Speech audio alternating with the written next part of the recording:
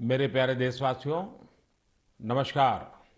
आज हम एक बार फिर मन की बात के लिए एक साथ जुड़ रहे हैं। 2 दिन बाद दिसंबर का महीना भी शुरू हो रहा है और दिसंबर आते ही साइकोलॉजिकली हमें ऐसा ही लगता है कि चलिए भाई, साल पूरा हो गया। ये साल का आखिरी महीना है और नए साल के लिए ताने बाने बुनना शुरू कर देते हैं। इसी महीने नेवी डे और आर्म्ड फोर्सेस फ्लैग डे भी देश मनाता है। हम सबको मालूम है, 16 दिसंबर को 1971 के युद्ध का स्वर्णिम जयंती वर्ष भी देश मना रहा है। मैं इन सभी अवसरों पर देश के सुरक्षा बलों का स्मरण करता हूँ, हमारे वीरों का स्मरण करता हूँ और विशेष रूप से ऐसे वीरों को जन्म देने वाली वीर माताओं का स्मरण करता हूँ। हमेशा की तरह इस बार भी मुझे नमो ऐप पर, माय गॉव पर आप सबके ढेर सारे सुझाव भी मिले हैं। आप लोगों ने मुझे अपने परिवार का एक हिस्सा मानते हुए अपने जीवन के सुख दुख भी साझा किए हैं। इसमें बहुत सारे नौजवान भी हैं, छात्र छात्राएं हैं। मुझे वाकई बहुत अच्छा लगता है कि मन की बात का हमारा ये परिवार निरंतर बड़ा तो हो ही रहा है, मन से भी जुड़ रहा है और मकसद से भी जुड़ रहा है। और हमारे गहरे होते रिश्ते हमारे भीतर निरंतर सकारात्मकता का एक प्रवाह प्रवाहित कर रहे हैं। मेरे प्यारे देशवासियों, मुझे सीतापुर के ओजस्वी ने लिखा है कि अमृत महोत्सव से जुड़ी चर्चाएं उन्हें खूब पसंद आ रही हैं। वो अपने दोस्तों के साथ मन की बात सुनते हैं और स्वाधीनता संग्राम के बारे में काफी कुछ जानने का, सीखने का लगातार प्रयास कर रहे हैं। साथियों, अमृत महोत्सव सीखने के साथ ही हमें देश के लिए कुछ करने की भी प्रेरणा देता है। और अब तो देश भर में आम लोग हों या सरकारें, पंचायत से लेकर के पार्लियामेंट तक अमृत महोत्सव की गूंज है और लगातार इस महोत्सव से जुड़े कार्यक्रमों का सिलसिला चल रहा है। ऐसा ही एक रोचक प्रोग्राम पिछले दिनों दिल्ली में हुआ। आजादी की कहानी बच्चों की जुबानी कार्यक्रम में बच्चों ने स्वाधीनता संग्राम से जुड़ी गाथाओं को पूरे मनोभाव से प्रस्तुत किया। खास बात ये भी रही कि इसमें भारत के साथ ही नेपाल, मॉरिशस, तंजानिया, न्यूजीलैंड और फिजी के स्टूडेंट्स भी शामिल हुए। हमारे देश का महारत्न ओएनजीसी ओएनजीसी भी कुछ अलग तरीके से अमृत महोत्सव मना रहा है। ओएनजीसी इन दिनों ऑयल फील्ड्स में अपने स्टूडेंट्स के लिए स्टडी टूर का आयोजन कर रहा है। इन टूर्स में युवाओं को ओएनजीसी के ऑयल फील्ड ऑपरेशंस की जानकारी दी जा रही है। उद्देश्य ये कि हमारे उभरते इंजीनियर राष्ट्र निर्माण के प्रयासों में पूरे जोश और जुनून के साथ हाथ बटा सके। साथियों, आजादी में अपने जनजातीय समुदाय के योगदान को देखते हुए देश ने जनजातीय गौरव सप्ताह भी मनाया है। देश के अलग अलग हिस्सों में इससे जुड़े कार्यक्रम भी हुए। अंडमान निकोबार द्वीप समूह में जारवा और ओंगे ऐसे जनजातीय समुदाय के लोगों ने अपनी संस्कृति का जीवंत प्रदर्शन किया। एक कमाल का काम हिमाचल प्रदेश में ऊना के मिनिएचर राइटर रामकुमार जोशी जी ने भी किया है। उन्होंने पोस्टेज स्टैम्प पर ही, यानी इतने छोटे से पोस्टेज स्टैम्प पर नेताजी सुभाष चंद्र बोस और पूर्व प्रधानमंत्री लाल बहादुर शास्त्री जी के अनोखे स्केच बनाए हैं। हिंदी में लिखे राम शब्द पर उन्होंने स्केच तैयार किए, जिसमें संक्षेप में दोनों महापुरुषों की जीवनी को भी उकेरा गया है। मध्य प्रदेश के कटनी से भी कुछ साथियों ने एक यादगार दास्तान गोई कार्यक्रम की जानकारी दी है। इसमें रानी दुर्गावती के अदम्य साहस और बलिदान की यादें ताजा की गई है। ऐसा ही एक कार्यक्रम काशी में हुआ। गोस्वामी तुलसीदास, संत कबीर, संत रैदास, भारतेंदु हरिश्चंद्र, मुंशी प्रेमचंद और जयशंकर प्रसाद जैसे महान विभूतियों के सम्मान में 3 दिनों के महोत्सव का आयोजन किया गया। अलग अलग कालखंड में इन सभी की देश की जन जागृति में बहुत बड़ी भूमिका रही है। आपको ध्यान होगा, मन की बात के पिछले एपिसोड्स के दौरान मैंने 3 प्रतियोगिताओं का उल्लेख किया था, कंपटीशन की बात कही थी। एक, देशभक्ति के गीत लिखना, देशभक्ति से जुड़ी, आजादी के आंदोलन से जुड़ी घटनाओं की रंगोली बनाना और हमारे बच्चों के मन में भव्य भारत के सपने जगाने वाली लोरी लिखी जाए। मुझे आशा है कि इन प्रतियोगिताओं के लिए भी आप जरूर एंट्री भी भेज चुके होंगे, योजना भी बना चुके होंगे और अपने साथियों से चर्चा भी कर चुके होंगे। मुझे आशा है बढ़ चढ़ करके हिंदुस्तान के हर कोने में इस कार्यक्रम को आप जरूर आगे बढ़ाएंगे। मेरे प्यारे देशवासियों, इस चर्चा से अब मैं आपको सीधे वृंदावन लेकर चलता हूँ। वृंदावन के बारे में कहा जाता है कि ये भगवान के प्रेम का प्रत्यक्ष स्वरूप है। हमारे संतों ने भी कहा है, यह आशा धरी चित्त में, यह आशा धरी चित्त में, कहत जथा मति मोर, वृंदावन सुख रंग कौ, वृंदावन सुख रंग कौ, काहू न पायो और। यानी वृंदावन की महिमा हम सब अपने अपने सामर्थ्य के हिसाब से कहते जरूर हैं, लेकिन वृंदावन का जो सुख है, यहाँ का जो रस है, उसका अंत कोई नहीं पा सकता। वो तो असीम है। तभी तो वृंदावन दुनिया भर के लोगों को अपनी तरफ आकर्षित करता रहा है। इसकी छाप आपको दुनिया के कोने कोने में मिल जाएगी। पश्चिमी ऑस्ट्रेलिया में एक शहर है पर्थ। क्रिकेट प्रेमी लोग इस जगह से भली भांति परिचित होंगे, क्योंकि पर्थ में अक्सर क्रिकेट मैच होते रहते हैं। पर्थ में एक सेक्रेड इंडिया गैलरी, इस नाम से एक आर्ट गैलरी भी है। यह गैलरी स्वान वैली के एक खूबसूरत क्षेत्र में बनाई गई है और ये ऑस्ट्रेलिया की एक निवासी जगत तारिणी दासी जी के प्रयासों का नतीजा है। जगत तारिणी जी वैसे तो है ऑस्ट्रेलिया की, जन्म भी वहीं हुआ, लालन पालन भी वहीं हुआ, लेकिन 13 साल से भी अधिक समय वृंदावन में आकर के उन्होंने बिताया।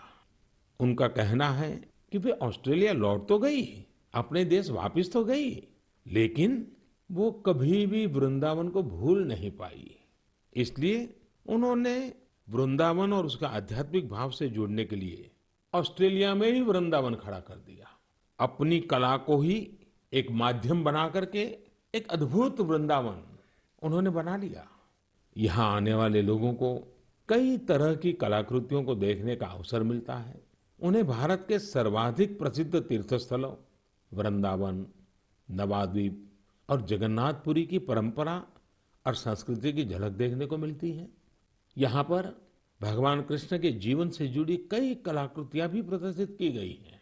एक कलाकृति ऐसी भी है जिसमें भगवान कृष्ण ने गोवर्धन पर्वत को अपनी छोटी उंगली पर उठा रखा है, जिसके नीचे वृंदावन के लोग आश्रय लिए हुए हैं। जगत तारिणी जी का यह अद्भुत प्रयास वाकई हमें कृष्ण भक्ति की शक्ति का दर्शन कराता है। मैं उन्हें इस प्रयास के लिए बहुत बहुत शुभकामनाएं देता हूं। मेरे प्यारे देशवासियों, अभी मैं ऑस्ट्रेलिया के पर्थ में बने वृंदावन के विषय में बात कर रहा था। ये भी एक दिलचस्प इतिहास है कि ऑस्ट्रेलिया का एक रिश्ता हमारे बुंदेलखंड के झांसी से भी है। दरअसल झांसी की रानी लक्ष्मीबाई जब ईस्ट इंडिया कंपनी के खिलाफ कानूनी लड़ाई लड़ रही थी, तो उनके वकील थे जॉन लैंग। जॉन लैंग मूल रूप से ऑस्ट्रेलिया के ही रहने वाले थे। भारत में रहकर उन्होंने रानी लक्ष्मीबाई का मुकदमा लड़ा था। हमारे स्वतंत्रता संग्राम में झांसी और बुंदेलखंड का कितना बड़ा योगदान है, ये हम सब जानते हैं। यहाँ रानी लक्ष्मीबाई और झलकारी बाई जैसी वीरांगनाएं भी हुई और मेजर ध्यानचंद जैसे खेल रत्न भी इस क्षेत्र ने देश को दिए हैं। साथियों, वीरता केवल युद्ध के मैदान में ही दिखाई जाए, ऐसा जरूरी नहीं होता। वीरता जब एक व्रत बन जाती है और उसका विस्तार होता है, तो हर क्षेत्र में अनेकों कार्य सिद्ध होने लगते हैं। मुझे ऐसी ही वीरता के बारे में श्रीमती ज्योत्सना ने चिट्ठी लिखकर बताया है। जालौन में एक पारंपरिक नदी थी, नून नदी।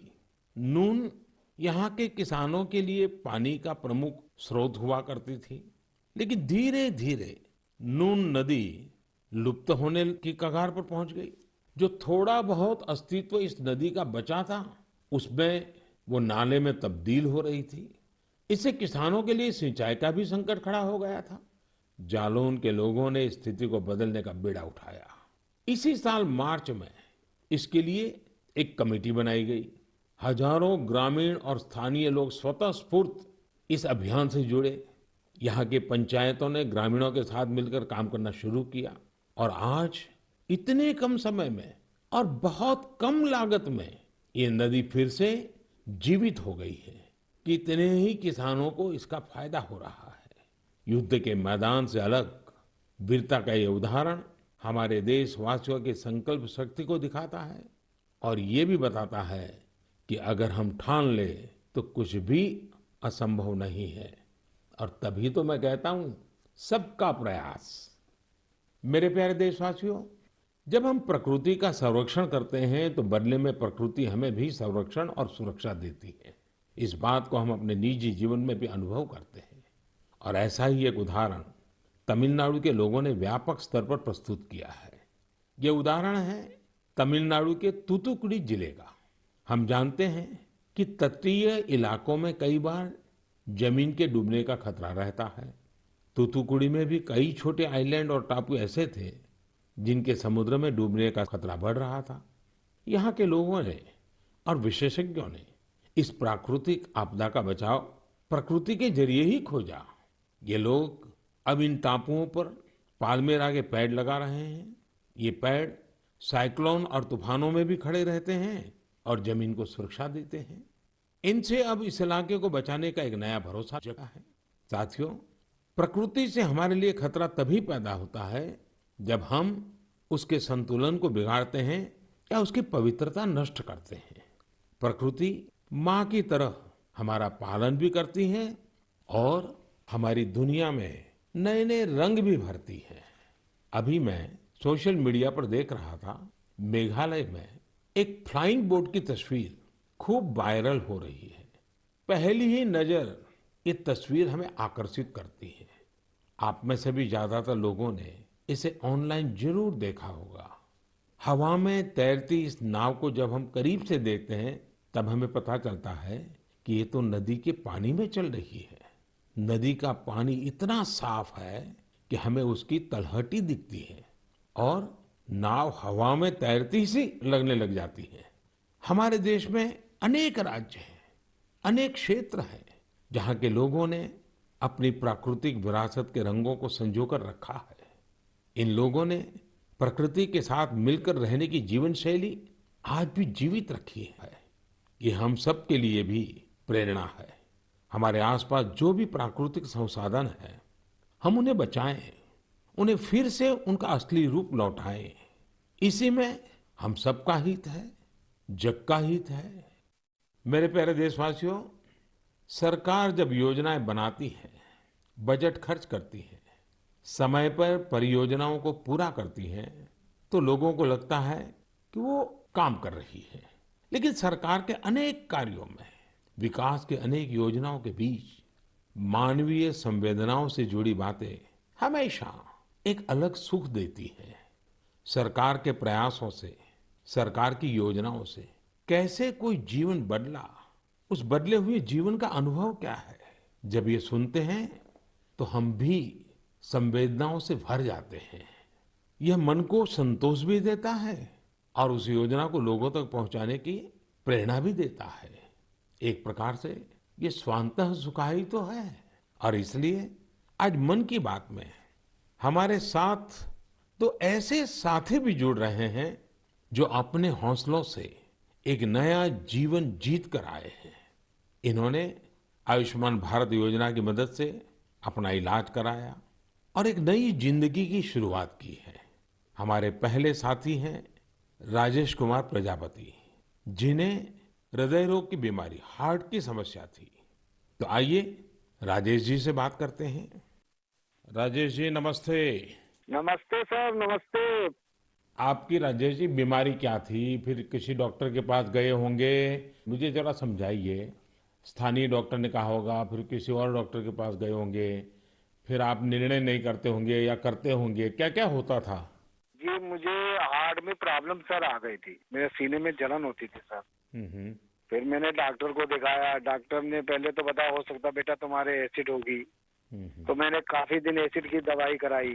उससे जब मुझे फायदा नहीं हुआ, फिर डॉक्टर कपूर को दिखाया। हम्म। तो उन्होंने कहा बेटा तुम्हारे जो लक्षण है उससे एंजियोग्राफी से पता चलेगा। फिर उन्होंने रेफर किया मुझे श्री राम मूर्ति में। उनसे मिले हम अमरीश अग्रवाल जी से, तो उन्होंने मेरी एंजियोग्राफी करी। फिर उन्होंने बताया कि बेटा ये तो तुम्हारी नस ब्लॉकेज है। तो हमने कहा सर ये किसमें कितना खर्चा आएगा? उन्होंने कहा कार्ड है आयुष्मान वाला जो पीएम जी ने बनवा के दिया। तो हमने कहा सर है हमारे पास है, और सारा इलाज उसी कार्ड से हुआ है हम्म। सर। और जो आपने ये बनाया है कार्ड, ये बहुत ही अच्छी तरीके से आप गरीब आदमियों के लिए बहुत सहूलियत है इससे। और आपका कैसे मैं धन्यवाद करूं। आप करते क्या है राजेश जी? सर मैं इस समय तो प्राइवेट नौकरी करता हूं सर। और आयु कितनी है आपकी? मेरी 49 साल है सर। इतनी छोटी आयु में आपको हार्ट का ट्रबल हो गया?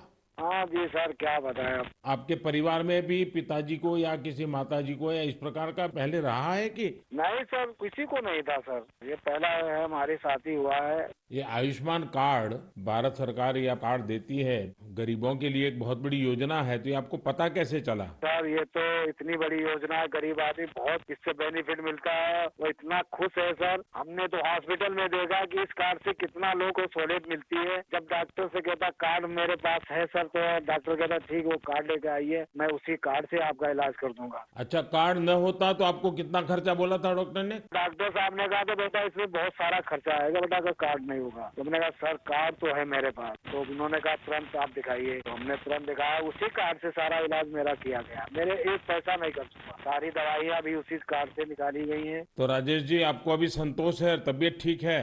जी सर, आपका बहुत बहुत धन्यवाद सर। और आपकी उम्र भी इतनी लंबी होगी, हमेशा सत्ता में ही रहे। हमारे परिवार के लोग भी आपसे इतना खुश हैं, हम क्या कहें आपसे। राजेश जी, आप मुझे सत्ता में रहने की शुभकामना मत दीजिए। मैं आज भी सत्ता में नहीं हूँ और भविष्य में भी सत्ता में जाना नहीं चाहता हूँ। मैं सिर्फ सेवा में रहना चाहता हूँ। मेरे लिए ये पद, ये प्रधानमंत्री, सारी चीजें ये सत्ता के लिए है ही नहीं भाई, सेवा के लिए है। सेवा ही तो चाहिए हम लोगों को, और क्या। देखिए, गरीबों के लिए ये आयुष्मान भारत योजना ये अपने आप में, जी सर, बहुत बढ़िया चीज है। लेकिन देखिए राजेश जी, आप हमारा एक काम कीजिए, करेंगे? जी बिल्कुल करेंगे सर। देखिए, होता क्या है कि लोगों को इसका पता नहीं होता है। आप एक जिम्मेवारी निभाइए, ऐसे जितने गरीब परिवार हैं आपके आसपास, उनको अपनी ये कैसे आपको लाभ हुआ, कैसे मदद मिली, ये बताइए। बिल्कुल बताएंगे सर। और उनको कहिए कि वे भी ऐसा कार्ड बनवा लें, ताकि परिवार में पता नहीं कब क्या मुसीबत आ जाए। और आज गरीब दवाई के कारण परेशान रहे, ये तो ठीक नहीं है। अब पैसों के कारण वो दवाई न ले या बीमारी का उपाय न करे, तो ये भी बड़ी चिंता का विषय है। और गरीब को तो क्या होता है, जैसे आपको ये हार्ट का प्रॉब्लम हुआ, तो कितने महीने तक आप काम ही नहीं कर पाए होंगे। हम तो 10 कदम नहीं चल पाते, जीना नहीं चढ़ पाते थे सर। बस, तो आप राजेश जी मेरे एक अच्छे साथी बनके जितने गरीबों को आप ये आयुष्मान भारत योजना के संबंध में समझा सकते हैं, वैसे बीमार लोगों की मदद कर सकते हैं। देखिए, आपको भी संतोष होगा और मुझे बहुत खुशी होगी कि चलिए भाई, एक राजेश जी की तबीयत तो ठीक हुई, लेकिन राजेश जी ने सैकड़ों लोगों की तबीयत ठीक करवा दी।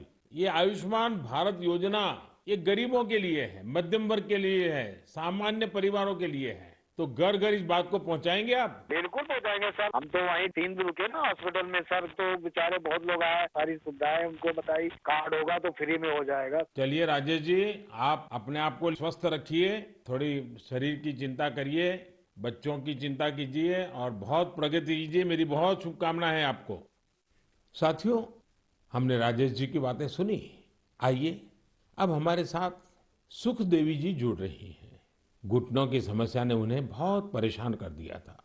आइए हम सुख देवी जी से पहले उनके दुख की बात सुनते हैं और फिर सुख कैसे आया वो समझते हैं। सुखदेवी जी नमस्ते, आप कहाँ से बोल रही हैं? दाऊदपुरा से। कहाँ पड़ता है ये? मथुरा में। मथुरा में। फिर तो सुखदेवी जी आपको नमस्ते भी कहना है और साथ साथ राधे राधे भी कहना होगा। हाँ, राधे राधे। अच्छा, हमें सुना कि आपको तकलीफ हुई थी, आपका कोई ऑपरेशन हुआ, जरा बताएंगे क्या बात है? हाँ, मेरा घुटना खराब हो गया था तो ऑपरेशन हुआ है मेरा प्रयाग हॉस्पिटल में। आपकी आयु कितनी है सुखदेवी जी? उम्र 40 साल। 40 साल। और सुखदेव नाम और सुखदेवी को बीमारी हो गई? बीमारी तो मुझे 15-16 साल से लग गई। अरे बाप रे, इतनी छोटी आयु में घुटने आपके खराब हो गए? वो गठियावाई बोलते हैं, जो जोड़ों में दर्द से कहते हैं, घुटना खराब हो गई। तो 16 साल से 40 साल की उम्र तक आपने इसका इलाज ही नहीं करवाया? नहीं करवाया था। दर्द की दवाई खाते रहे, छोटे मोटे डॉक्टरों ने कहते, देसी दवाई है, वैसी दवाई है, थैला छाप डॉक्टरों ने कहते, उनसे घुटना चलवे पे ही खराब हो गई। 1-2 किलोमीटर पैदल चली मैं तो घुटना खराब हो गई मेरी। तो सुखदेव जी ऑपरेशन का विचार कैसे आया, उसके पैसों का क्या प्रबंध किया, कैसे बना ये सब? मैंने वो आयुष्मान कार्ड से इलाज करवाया तो है मैंने। आपको आयुष्मान कार्ड मिल गया था? हाँ। और आयुष्मान कार्ड से गरीबों को मुफ्त में उपचार होता है पता था? स्कूल में मीटिंग हो रही थी, माँ से हमारे पति को पता चला तो कार्ड बनवाया मेरे नाम से। हाँ। फिर इलाज करवाया कार्ड से और मैंने कोई पैसा नहीं लगाया। कार्ड से ये इलाज हुआ है मेरा, खूब बढ़िया इलाज हो गया है। अच्छा, डॉक्टर ने पहले अगर कार्ड न होता तो कितना खर्चा बताते थे? 2.5 लाख रुपए, 3 लाख रुपए। 6-7 साल से पड़ी हूँ खाट में। ये कहती थी, ये भगवान मुझे ले तो मुझे नहीं जीना। 6-7 साल से खाट में थी? बाप रे बाप। हाँ, ओहो। बिल्कुल उठा बैठा नहीं जाते, बच्चे बैठाते। तो अभी आपका घुटना पहले से अच्छा हुआ है? मैं खूब घूमती हूँ, फिरती हूँ, किचन का काम करती हूँ, घर का काम करती हूँ, बच्चन को खाना बना के देती हूँ। तो मतलब आयुष्मान भारत का कार्ड आपको सचमुच में आयुष्मान बना दिया। बहुत बहुत धन्यवाद। आपकी योजना की वजह से ठीक हो गई, अपने पैरन पे खड़ी हो गई। तब तो बच्चों को भी आनंद आता होगा। हाँ जी, बच्चन को तो बहुत भी परेशानी होती थी। अब माँ परेशान है तो बच्चा भी परेशान है। देखिए, हमारे जीवन में सबसे बड़ा सुख हमारा स्वास्थ्य ही होता है। ये सुखी जीवन सबको मिले, यही आयुष्मान भारत की भावना है। चलिए सुखदेवी जी, मेरी आपको बहुत बहुत शुभकामनाएं। फिर से एक बार आपको राधे राधे। राधे राधे, नमस्ते। मेरे प्यारे देशवासियों, युवाओं से समृद्ध हर देश में 3 चीजें बहुत मायने रखती हैं और वही तो कभी कभी युवा की सच्ची पहचान बन जाती है। पहली चीज है आइडियाज और इनोवेशन। दूसरी है जोखिम लेने का जज्बा। और तीसरी है कैन डू स्पिरिट, यानी किसी भी काम को पूरा करने की जिद, चाहे परिस्थितियां कितनी भी विपरीत क्यों ना हो। जब ये तीनों चीजें आपस में मिलती हैं तो अभूतपूर्व परिणाम मिलते हैं, चमत्कार हो जाते हैं। आजकल हम चारों तरफ सुनते हैं स्टार्टअप स्टार्टअप स्टार्टअप। सही बात है, ये स्टार्टअप का युग है। और ये भी सही है कि स्टार्टअप की दुनिया में आज भारत विश्व में एक प्रकार से नेतृत्व कर रहा है। साल दर साल स्टार्टअप को रिकॉर्ड निवेश मिल रहा है। ये क्षेत्र बहुत तेज रफ्तार से आगे बढ़ रहा है। यहाँ तक कि देश के छोटे छोटे शहरों में भी स्टार्टअप की पहुंच बढ़ी है। आजकल यूनिकॉर्न शब्द खूब चर्चा में है। आप सबने इसके बारे में सुना होगा। यूनिकॉर्न एक ऐसा स्टार्टअप होता है जिसका वैल्यूएशन कम से कम $1 बिलियन होता है, यानी करीब करीब 7,000 करोड़ रुपए से ज्यादा। साथियों, साल 2015 तक देश में बमुश्किल 9 या 10 यूनिकॉर्न हुआ करते थे। आपको ये जानकर बेहद खुशी होगी कि अब यूनिकॉर्न्स की दुनिया में भी भारत तेज उड़ान भर रहा है। एक रिपोर्ट के मुताबिक इसी साल एक बड़ा बदलाव आया है। सिर्फ 10 महीनों में ही भारत में हर 10 दिन में एक यूनिकॉर्न बना है। ये इसलिए भी बड़ी बात है क्योंकि हमारे युवाओं ने ये सफलता कोरोना महामारी के बीच हासिल की है। आज भारत में 70 से अधिक यूनिकॉर्न हो चुके हैं, यानी 70 से अधिक स्टार्टअप ऐसे हैं जो 1 बिलियन से ज्यादा के वैल्यूएशन को पार कर गए हैं। साथियों, स्टार्टअप की इस सफलता के कारण हर किसी का उस पर ध्यान गया है और जिस प्रकार से देश से, विदेश से, निवेशकों से उसे समर्थन मिल रहा है, शायद कुछ साल पहले उसकी कोई कल्पना भी नहीं कर सकता था। साथियों, स्टार्टअप्स के जरिए भारतीय युवा ग्लोबल प्रॉब्लम्स के समाधान में भी अपना योगदान दे रहे हैं। आज हम एक युवा मयूर पाटिल से बात करेंगे। उन्होंने अपने दोस्तों के साथ मिलकर पॉल्यूशन की प्रॉब्लम का सॉल्यूशन देने का प्रयास किया है। मयूर जी नमस्ते। नमस्ते सर जी। मयूर जी, आप कैसे हैं? बस बढ़िया सर, आप कैसे हो? मैं बहुत प्रसन्न हूँ। अच्छा, मुझे बताइए कि आज आप कुछ स्टार्टअप की दुनिया में हैं हाँ जी। और वेस्ट में से बेस्ट भी कर रहे हैं, हाँ जी। एनवायरनमेंट का भी कर रहे हैं। थोड़ा मुझे अपने बारे में बताइए, कि काम के बारे में बताइए और इस काम के पीछे आपको विचार कहाँ से आया? तो जब कॉलेज में था तभी मेरे पास मोटरसाइकिल था जिसका माइलेज बहुत कम था और एमिशन बहुत ज्यादा था। वो 2 स्ट्रोक मोटरसाइकिल था, तो एमिशन कम करने के लिए और उसका माइलेज थोड़ा बढ़ाने के लिए मैंने कोशिश चालू किया था कुछ 2011-12 में, और उसका मैंने करीब करीब 62 किलोमीटर पर लीटर तक माइलेज बढ़ा दिया था। तो वहां से मुझे ये प्रेरणा मिली कि कुछ ऐसा चीज बनाएं जो मास प्रोडक्शन कर सकते हैं, तो बाकी बहुत सारे लोगों को उसका फायदा होगा। तो 2017-18 में हम लोगों ने उसका टेक्नोलॉजी डेवलप किया और रीजनल ट्रांसपोर्ट कॉर्पोरेशन में हम लोगों ने 10 बसेस में वो यूज किया उसका रिजल्ट चेक करने के लिए, और करीब करीब हम लोगों ने उसका 40% एमिशन उसका कम कर दिया बसेस में। अब ये टेक्नोलॉजी जो आपने खोजी है, उसका पेटेंट वगैरह करवा लिया? हाँ जी, पेटेंट हो गया। ये साल में ही हमें पेटेंट ग्रांट होके आ गया। और आगे इसको बढ़ाने का क्या प्लान है आपका? किस प्रकार से कर रहे हैं? जैसे बस का रिजल्ट आ गया, उसके भी सारी चीजें बाहर आ गई होगी, तो आगे क्या सोच रहे हैं? सर, स्टार्टअप इंडिया के अंदर नीति आयोग से अटल न्यू इंडिया चैलेंज जो है, वहाँ से हमें ग्रांट मिला और वो ग्रांट के बेसिस पे हम लोगों ने अभी फैक्ट्री चालू किया जहाँ पे हम एयर फिल्टर्स का मैन्युफैक्चरिंग कर सकते हैं। तो भारत सरकार की तरफ से कितना ग्रांट मिला आपको? 90 लाख। 90 लाख। और उससे आपका काम चल गया? हाँ, अभी तो चालू हो गया है, प्रोसेस में है। आप कितने दोस्त मिलकर के कर रहे हैं सब? हम लोग 4 लोग हैं सर। और चारों पहले साथ में ही पढ़ते थे और उसी में से आपको एक विचार आया आगे बढ़ने का? हाँ जी, हाँ जी, हम कॉलेज में ही थे, तो कॉलेज में हम लोगों ने ये सब सोचा और ये मेरा आइडिया था कि मेरा मोटरसाइकिल का एटलीस्ट पोल्यूशन कम हो जाए और माइलेज बढ़ जाए। अच्छा, पोल्यूशन कम करते हैं, माइलेज बढ़ाते हैं, तो एवरेज खर्च कितना बचता होगा? सर, मोटरसाइकिल पे हम लोगों ने टेस्ट किया, उसका माइलेज होता 25 किलोमीटर पर लीटर, वो हम लोगों ने बढ़ा दिया 39 किलोमीटर पर लीटर।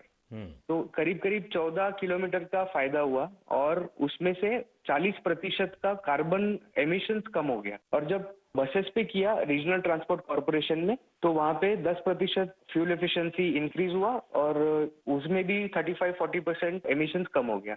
मयूर, मुझे अच्छा लगा आपसे बात करके और आपके साथियों को भी मेरी तरफ से बधाई दीजिए कि कॉलेज लाइफ में खुद की जो समस्या थी, उस समस्या का समाधान भी आपने खोजा और अब उस समाधान में से जो रास्ता चुना, उसने पर्यावरण की समस्या को एड्रेस करने के लिए आपने बीड़ा उठाया। और ये हमारे देश के युवाओं का ये सामर्थ्य ही है कि कोई भी बड़ी चुनौती उठा लेते हैं और रास्ते खोज रहे हैं। मेरी तरफ से आपको बहुत शुभकामनाएं हैं। बहुत बहुत धन्यवाद। Thank you sir, thank you. साथियों, कुछ सालों पहले यदि कोई कहता था कि वो बिजनेस करना चाहता है या एक कोई नई कंपनी शुरू करना चाहता है, तब परिवार के बड़े बुजुर्ग का जवाब होता था, तुम नौकरी क्यों नहीं करना चाहते? नौकरी करो ना भाई। अरे नौकरी में सिक्योरिटी होती है, सैलरी होती है, झंझट भी कम होती है। लेकिन आज यदि कोई अपनी कंपनी शुरू करना चाहता है तो उसके आसपास के सभी लोग बहुत उत्साहित होते हैं और इसमें उसका पूरा सपोर्ट भी करते हैं। साथियों, भारत की ग्रोथ स्टोरी का यह टर्निंग पॉइंट है, जहां अब लोग सिर्फ जॉब सीकर्स बनने का सपना नहीं देख रहे, बल्कि जॉब क्रिएटर्स भी बन रहे हैं। इससे विश्व मंच पर भारत की स्थिति और मजबूत बनेगी। मेरे प्यारे देशवासियों, आज मन की बात में हमने अमृत महोत्सव की बात की। अमृत काल में कैसे हमारे देशवासी नए नए संकल्पों को पूरा कर रहे हैं, इसकी चर्चा की। और साथ ही दिसंबर महीने में सेना के शौर्य से जुड़े हुए अवसरों का भी जिक्र किया। दिसंबर महीने में ही एक और बड़ा दिन हमारे सामने आता है जिससे हम प्रेरणा लेते हैं। ये दिन है 6 दिसंबर को बाबा साहब आम्बेडकर की पुण्यतिथि। बाबा साहब ने अपना पूरा जीवन देश और समाज के लिए, अपने कर्तव्यों के निर्वहन के लिए समर्पित किया था। हम देशवासी ये कभी न भूलें कि हमारे संविधान की मूल भावना, हमारा संविधान हम सभी देशवासियों से अपने अपने कर्तव्यों के निर्वहन की अपेक्षा करता है। तो आइए हम भी संकल्प लें कि अमृत महोत्सव में हम कर्तव्यों को पूरी निष्ठा से निभाने का प्रयास करेंगे। यही बाबा साहब के लिए हमारी सच्ची श्रद्धांजलि होगी। साथियों, अब हम दिसंबर महीने में प्रवेश कर रहे हैं। स्वाभाविक है अगली मन की बात 2021 की, इस वर्ष की आखिरी मन की बात होगी। 2022 में फिर से यात्रा शुरू करेंगे और मैं हाँ आपसे ढेर सारे सुझावों की अपेक्षा करता ही रहता हूँ, करता रहूंगा। आप इस साल को कैसे विदा कर रहे हैं, नए साल में क्या कुछ करने वाले हैं, ये भी जरूर बताइए। और हाँ, ये कभी मत भूलना, कोरोना अभी गया नहीं है। सावधानी बरतना हम सबकी जिम्मेवारी है। बहुत बहुत धन्यवाद।